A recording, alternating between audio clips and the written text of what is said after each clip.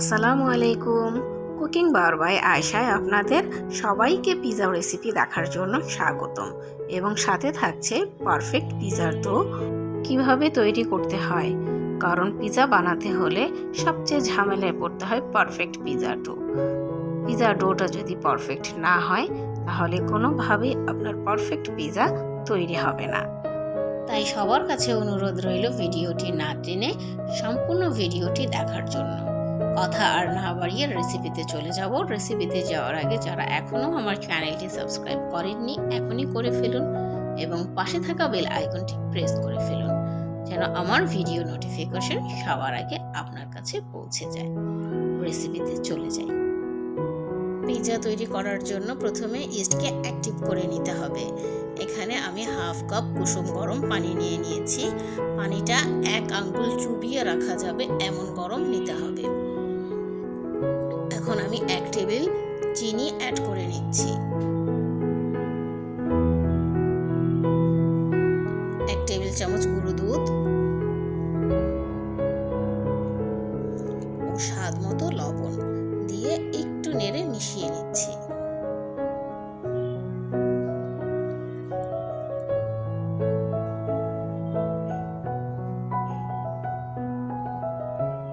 এক চা চামচ ইস্ট অ্যাড করে নিলাম ও আবার একটু মিশিয়ে নিচ্ছি। এখন এভাবেই আমি 10 মিনিট রেখে দেব ইস্টটা অ্যাক্টিভ হওয়ার জন্য। ফিরে এলাম 10 মিনিট পর। দেখেন ইস্টটা ফুলে দ্বিগুণ হয়ে গিয়েছে, তার মানে ইস্ট অ্যাক্টিভ হয়ে গিয়েছে। এখন আমি ডোটা তৈরি করে নেব। 1 টেবিল চামচ রান্নার রেগুলার তেল অ্যাড করে নিচ্ছি।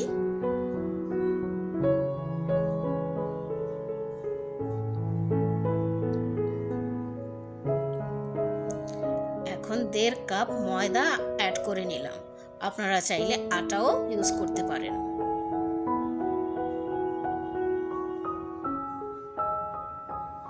এখন হাত দিয়ে খুব ভালো করে মথে নেব। এখন হাত দিয়ে মথে খুব সফট একটা ডো তৈরি করে নেব। আসলে পারফেক্ট পিৎজা বানানোর জন্য ডোটা পারফেক্ট হওয়াটা খুবই জরুরি। আপনি যদি পারফেক্ট ডো তৈরি না করতে পারেন তাহলে কখনোই আপনার পিৎজা ভালো হবে না। ডোটা দেখেই মনে হচ্ছে খুবই স্টিকি, হাতে লেগে লেগে আসছে। এতে ভয় পাওয়ার কিছুই নেই, কারণ পিৎজার ডোটা এমনই হয়।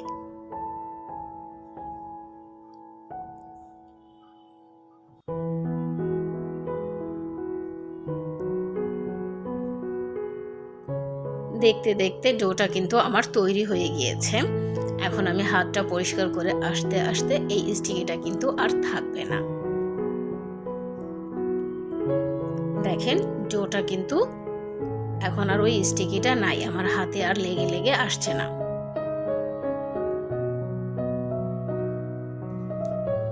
এখন সামান্য একটু হাতে তেল নিয়ে ডোটাকে চারো সাইডে একটু মেখে দেব যেন ডোটা ড্রাই না হয়ে যায়।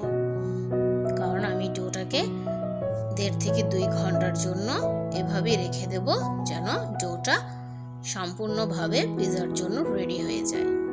আসলে ডোটা যদি আপনি একটু বেশি সময় ধরে রেস্টে রাখতে পারেন তাহলে পারফেক্ট পিৎজার জন্য সবচেয়ে বেশি ভালো হবে। এখন আমি বাটিটাকে প্লাস্টিক পেপার দিয়ে পুরো বাটিটাকে আমি র্যাপিং করে রাখবো যেন বাহিরের বাতাস না ঢুকে যায়। আপনারাও এমন কোনো ঢাকনা দিয়ে ঢেকে রাখবেন যেন বাহিরের বাতাসটা ভিতরে না ঢুকে। আর চেষ্টা করবেন ডোটা যেন একটু গরম জায়গায় রাখা যায়।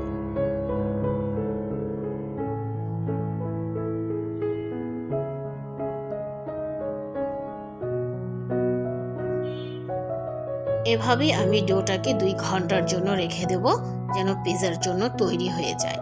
ডোটা তৈরি হতে হতে আমি এখানে কিছু ইনগ্রিডিয়েন্টস নিয়ে নিয়েছি, সেগুলো তৈরি করে নেব। প্রথমে চিকেনটাকে আমরা তৈরি করে নেব। এখানে হাফ কাপ চিকেন নিয়ে নিয়েছি ও স্বাদ মতো লবণ অ্যাড করে নিলাম। হাফ চা চামচ আদা রসুন পেস্ট দিয়ে দিলাম। হাফ চা চামচ সয়া সস, কিছুটা গোলমরিচ ক্র্যাশ করে দিয়ে দিলাম।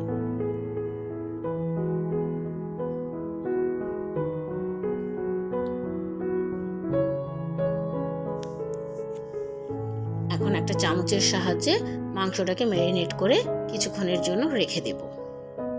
এখানে কিছু ইনগ্রিডিয়েন্টস নিয়ে নিয়েছি পিৎজাতে ব্যবহার করার জন্য: মাশরুম, পেঁয়াজ, ক্যাপসিকাম আর সসেস। এগুলো আমি আমার ইচ্ছা মতো কাট দিয়ে নেব। আপনারাও আপনাদের পছন্দ মতো ইনগ্রিডিয়েন্টস নিয়ে নেবেন। আসলে কোনো ফিক্সড ইনগ্রিডিয়েন্টস নাই, যার যেটা ভালো লাগে সে সেটাই ইউজ করতে পারে। আপনারা চাইলে আরও অন্য কোনো ইনগ্রিডিয়েন্টসও ব্যবহার করতে পারেন আপনাদের পছন্দ মতো। আমি সসেসগুলো খুবই পাতলা পাতলা করে কেটে নিয়েছি। আমি মাশরুমগুলো মাঝখানে টুকরো করে নিচ্ছি একটু পাতলা করে।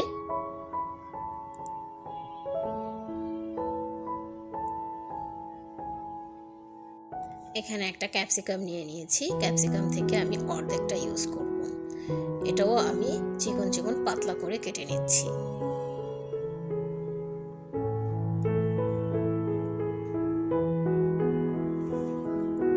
আসলে পিৎজার লুকটা যদি ভালো দেখাতে চান তাহলে চেষ্টা করবেন ইনগ্রিডিয়েন্টসগুলো কালারফুল নেওয়ার জন্য।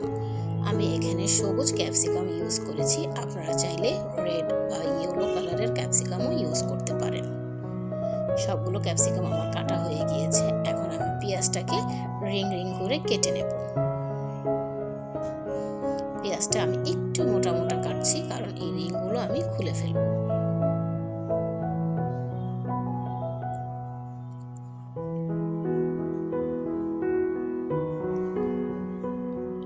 দেখতে দেখতে ইনগ্রিডিয়েন্টসগুলো কিন্তু আমার রেডি হয়ে গেল।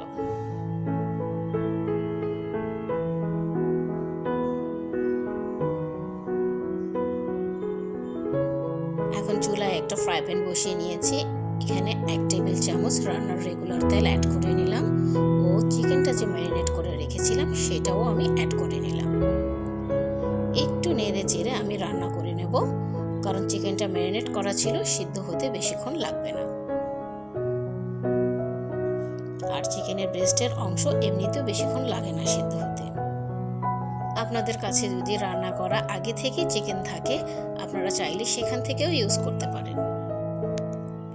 দেখতে দেখতে কিন্তু আমার চিকেনটাও রান্না হয়ে গিয়েছে। এখন আমি চুলাটা অফ করে দিব। এদিকে দেখি ডোটার কি অবস্থা। ফিরে এলাম 2 ঘন্টা পর। দেখেন ডোটা কিন্তু আমার ফুলে দ্বিগুণ হয়ে গিয়েছে।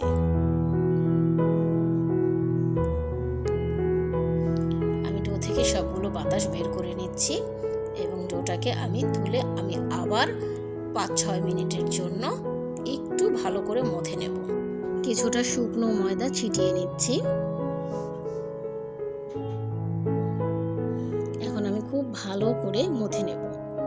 একটু ভালো করে লক্ষ্য করেন আমি কিভাবে মথে নিচ্ছি, 2 হাতে টেনে টেনে। একটা পারফেক্ট ডো তৈরি করার জন্য এই প্রসেসটা কিন্তু মাস্ট করতেই হবে।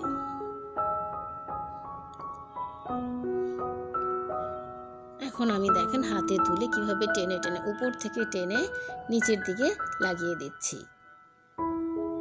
দেখেন ডোটা উপর থেকে কিন্তু ফেটে ফেটে আসছে, তার মানে ডোটা কিন্তু পারফেক্ট হয়েছে।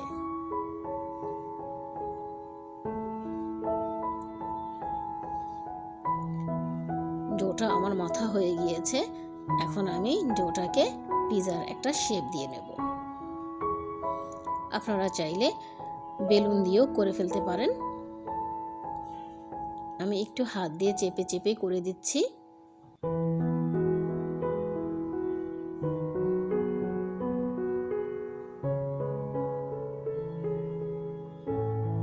ডোটা কিন্তু দেখেই বোঝা যাচ্ছে কতটা সফট হয়েছে।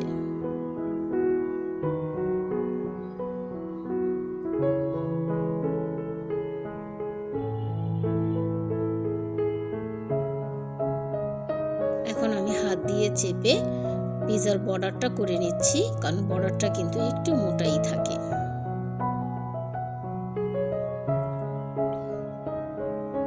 একটু লক্ষ্য করুন কিভাবে করছি। আপনারা চাইলে বেলুন দিয়ে বেলে হাতে দিয়ে বর্ডারটা তৈরি করে নেওয়ার জন্য। আমার কিন্তু পিৎজার রুটিটা তৈরি হয়ে গিয়েছে। এখন আমি যে ট্রেতে পিজাটা সেট করব সেই ট্রেতে আমি কিছুটা শুকনো ময়দা ছিটিয়ে নিচ্ছি যেন নিচে লেগে না যায়। আপনারা চাইলে তেলও ব্রাশ করে নিতে পারেন। এখন আমি রুটিটা আস্তে করে ট্রেতে সেট করে নেব।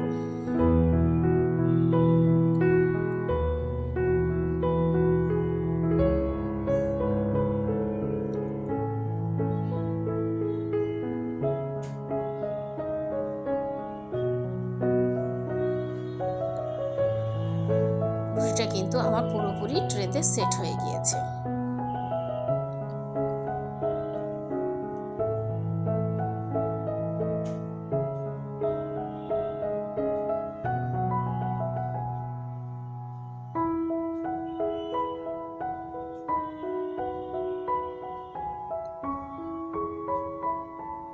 এখন আমি একটা কাঁটা চামচ দিয়ে একটু ছিদ্র ছিদ্র করে নেব।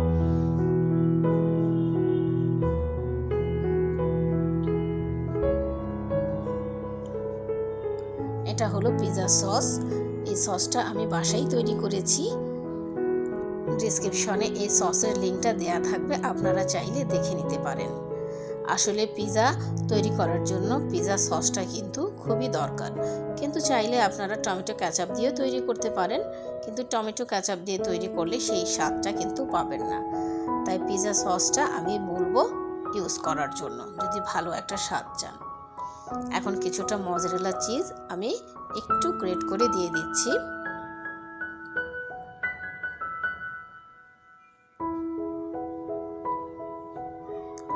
এখন যে চিকেনটা তৈরি করেছিলাম সেই চিকেনটাও আমি দিয়ে দিচ্ছি।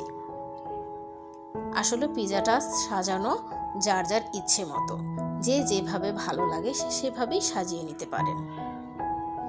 এতে কোনো বাধ্যবাধকতা নেই যে কিভাবে সাজাতে হবে। এখন আমি যে পেঁয়াজের রিংগুলো তৈরি করে রেখেছিলাম সেগুলো সেট করে নেব।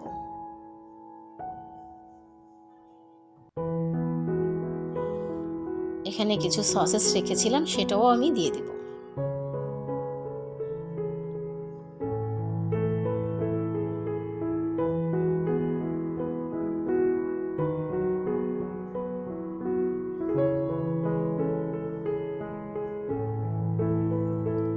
এখন কিছুটা মাশরুম অ্যাড করে নিচ্ছি।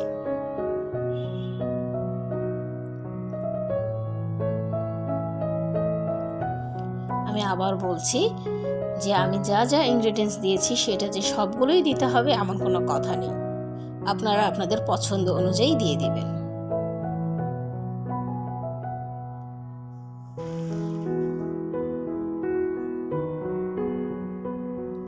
এখন আমি আবার উপর দিয়ে মজরেলা চিজটা দিয়ে দিচ্ছি। মজরেলা চিজটা আসলে আমার বাচ্চারা একটু বেশিই পছন্দ করে, তাই আমি একটু পরিমাণে বেশিই দিচ্ছি। আপনারা চাইলে কিন্তু এক লেয়ারও দিতে পারেন। নিচে না দিয়ে শুধু উপরে দিয়ে দিলেও হবে। এখন যে ক্যাপসিকামটা আমি পাতলা করে রেখেছিলাম সেটাও আমি উপর দিয়ে সাজিয়ে দেব। হাফ চা চামচ অরিগানো চারো সাইড দিয়ে ছিটিয়ে দিলাম ও কিছুটা ব্ল্যাক অলিভ এভাবে গোল গোল করে কেটে নিয়েছি সেটাও আমি উপর দিয়ে দিলাম। অরিগানোটা দেওয়ার চেষ্টা করবেন, এতে পিৎজার টেস্টটা কিন্তু ভালো আসবে। এখানে আবার উপর দিয়ে কিছুটা মজরেলা চিজ অ্যাড করে নিচ্ছি।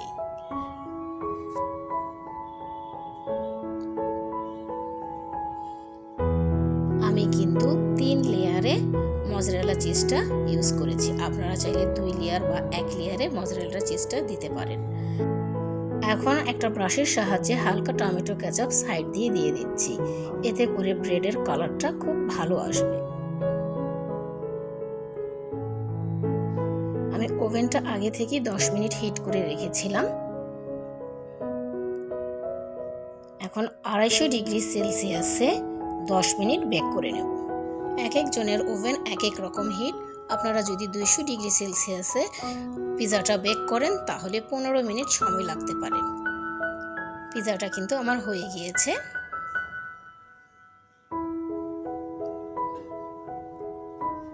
আমি বের করে দেখাচ্ছি, দেখেন কতটা জোস কালার এসেছে।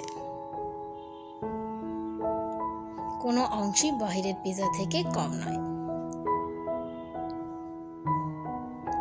এখন একটা টুথপিকের সাহায্যে দেখাচ্ছি, দেখেন রুটিটা কতটা পারফেক্ট হয়েছে।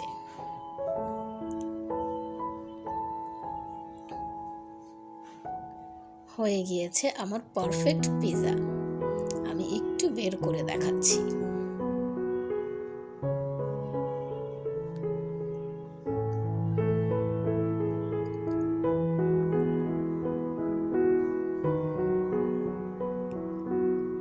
দেখেন কতটা সফট হয়েছে।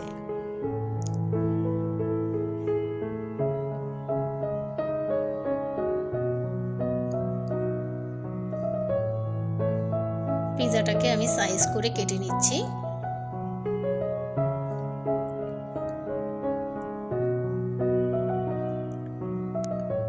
পিৎজাটা আমার কাটা হয়ে গিয়েছে, এখন এক পিস তুলে দেখাচ্ছি। দেখেন কতটা সুন্দর হয়েছে আর দেখতে কতটা ইয়াম্মি লাগছে। একটু রুটিটা দেখাচ্ছি, দেখেন কতটা সফট হয়েছে এবং কতটা পারফেক্ট হয়েছে। এমন একটা পিৎজা আমরা ঘরেই তৈরি করে খেতে পারি। আমি একটু খেয়ে দেখাচ্ছি, দেখেন এতটা টেস্ট হয়েছে, মানে কি বলবো। দেখেন রুটিটা দেখেন কতটা পারফেক্ট হয়েছে। চেষ্টা করেছি রেসিপিটার A to Z দেখানোর জন্য। আপনারাও আমার রেসিপি ফলো করে বাসায় বানিয়ে ফেলতে পারেন এমন পারফেক্ট পিৎজা। আজ এই পর্যন্তই, আবার দেখা হবে নতুন কোনো রেসিপির সাথে। এই পর্যন্ত সবাই ভালো থাকবেন। আল্লাহ হাফেজ।